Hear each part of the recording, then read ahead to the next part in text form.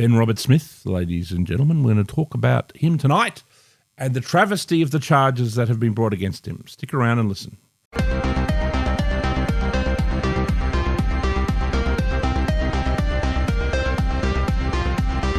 All right, ladies and gentlemen, we're going to talk about Ben Roberts-Smith, Australian soldier and patriot and war hero, who was much beloved by the late Queen Elizabeth even, and much beloved by many other patriotic Australians. There have been these accusations brought against him. Well, I would say dubious at best. Drew Pavlo has just looked into the case, and he's discovered that many of the people accusing Ben Roberts-Smith call him an infidel.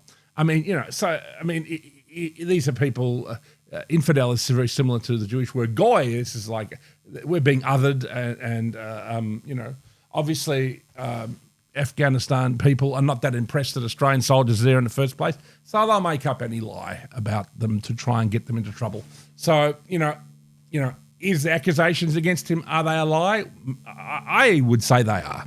And due to the fact that these witnesses are bullshit. Apparently, Andrew Hastie is going to be called as a witness. Now, apparently he was even involved in dobbing him in, so he's like a rat, first of all. He's apparently an ex-soldier. He's a rat informing on his pals. I mean, what kind of person does that when you're in the field? I mean, look, also too, when you're in war, it's the fog of war, mate. You maybe occasionally the wrong person might get machine gunned. You know what I mean?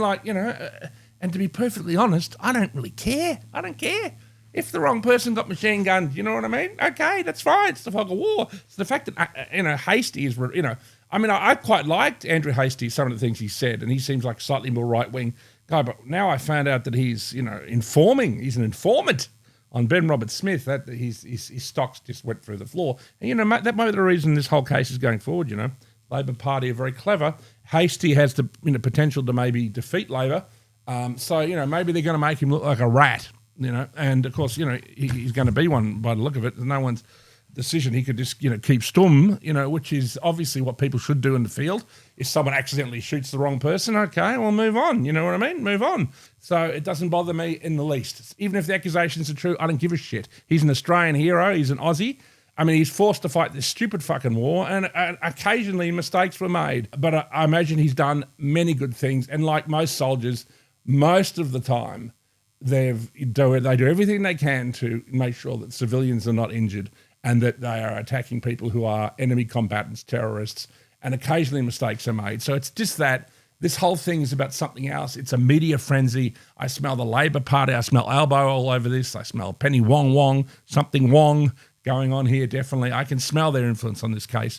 It's some kind of stitch up of the Liberal Party, similar to that bullshit with that silly prick Lehman. I don't support any of it. And, in my opinion, if you don't support Ben Roberts-Smith, you're a fucking traitor, first of all. You're a left-wing communist twit. Get the fuck out of the country or, go and protest for, trans rights or something, because you're not a true Aussie, okay? You support this guy. Let's get him off and let's get him back in the field. You know what I mean? He was doing good work over there as far as I was concerned. I'd like to see him do some more.